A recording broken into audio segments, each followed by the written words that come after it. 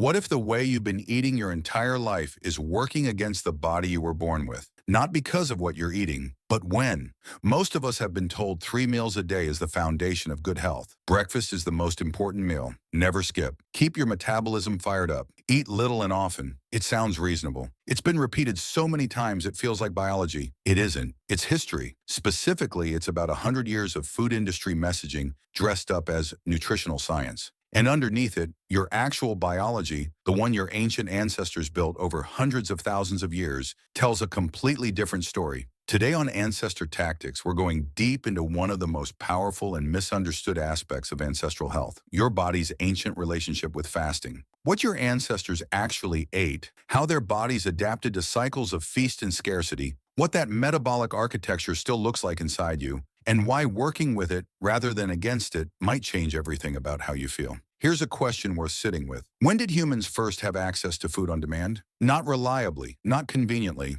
not at any hour, from a refrigerator 3 steps from the bedroom. The honest answer is very recently. The refrigerator was commercially available by the 1920s. Supermarkets as we know them emerged in the 1930s. Cheap, processed, always available food is a post-World War II phenomenon.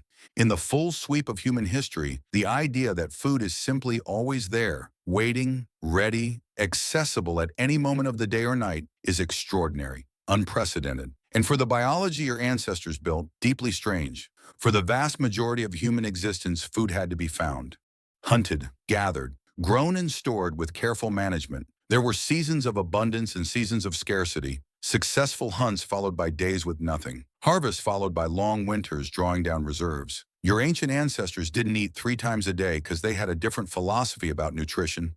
They ate when food was available, and when it wasn't, which was often, their bodies did something remarkable. They thrived anyway. This is where modern science and ancestral wisdom converge in a way that should stop you in your tracks. The human body doesn't merely tolerate fasting. It is exquisitely designed for it. When food is absent, a cascade of biological processes activates that simply cannot occur in a fed state. The first is metabolic switching. After roughly 12 to 16 hours without food, the body depletes its glycogen stores, the glucose it keeps on hand for immediate energy, and shifts to burning fat instead. Not muscle, fat. The body begins converting stored fat into ketones, an alternative fuel source the brain actually runs on with remarkable efficiency.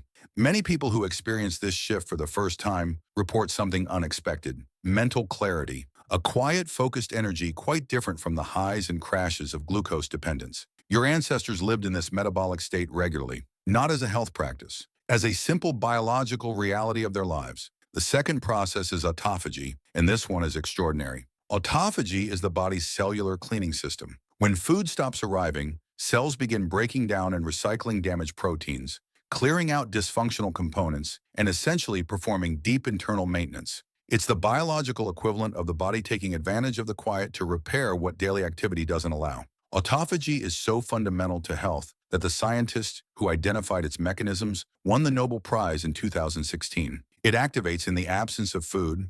It cannot run properly when the body is constantly processing meals. The third is hormonal recalibration.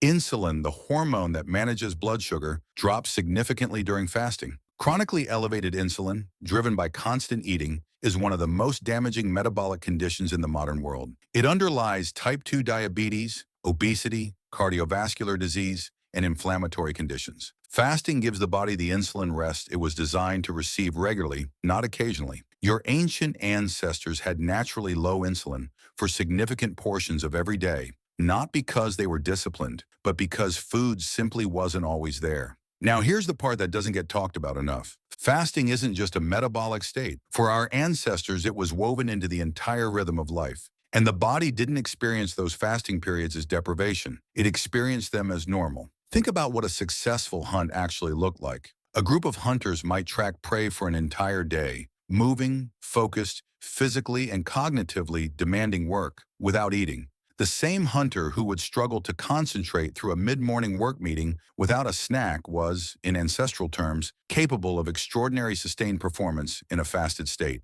Because the body in a fasted state isn't depleted, it's mobilized. Adrenaline rises slightly, focus sharpens, the senses sharpen. The brain running on ketones operates with a clarity that carbohydrate dependence rarely produces. Evolution didn't build a body that fell apart when food was unavailable. It built a body that became more capable precisely when the stakes of finding food were highest. That same biology is still inside you. So what does working with it actually look like? The most accessible entry point is time-restricted eating, simply compressing your daily eating into a window of 8 to 10 hours and allowing the remaining 14 to 16 hours as a natural fast. No calorie counting, no complicated protocols, just aligning your eating with the pattern your biology was built around. The most common version is skipping breakfast and eating between noon and 8 in the evening. This feels counterintuitive given everything we've been told about breakfast.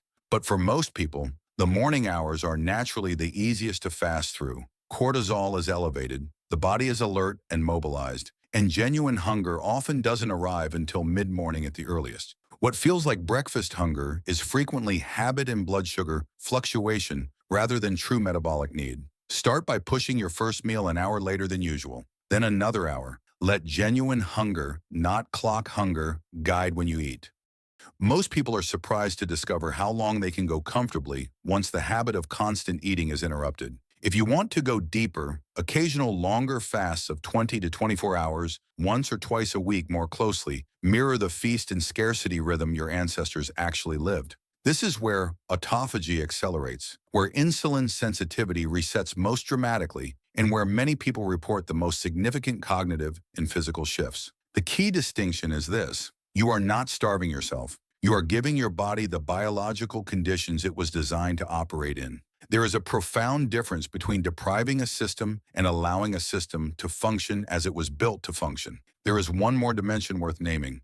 The relationship your ancient ancestors had with food wasn't purely transactional. A successful hunt was cause for celebration, genuine communal feasting, gratitude, shared abundance. Scarcity was navigated collectively, with resources distributed across the group. The cycle of hunger and satisfaction, of effort and reward, gave eating a meaning and texture that the modern experience of food rarely carries. When you fast and then eat, something ancestral happens in the experience of that meal. Flavors sharpen, satisfaction deepens. The food earns a significance it doesn't carry when eating is simply something you do every few hours out of habit or boredom. That shift in relationship from food as constant background noise to food as genuine nourishment is itself part of what your biology was designed for. Your ancient ancestors didn't take food for granted. They couldn't. And something in the body still responds to that reality when you create even a modest version of it. Here's where this lands. 3 meals a day isn't natural. It isn't ancestral. It isn't even particularly old. It is a modern construction layered over a body that was built for something entirely different. A body that knows how to fast, how to switch fuel sources, how to repair itself in the absence of food, and how to perform at its highest precisely when the conditions demand it. That body is yours. It hasn't changed. The conditions around it have. You were built to fast. And somewhere beneath the habits, the hunger cues trained by decades of constant eating, and the cultural noise around food, your biology already knows exactly what to do. Give it the chance. If this kind of ancestral thinking resonates, subscribe to Ancestor Tactics, new videos every week exploring what our ancient ancestors knew and what modern life has made us forget. Drop a comment below. Have you ever experimented with fasting, and what did you notice? Take care of yourself out there. And maybe tomorrow morning, wait a little longer before you eat.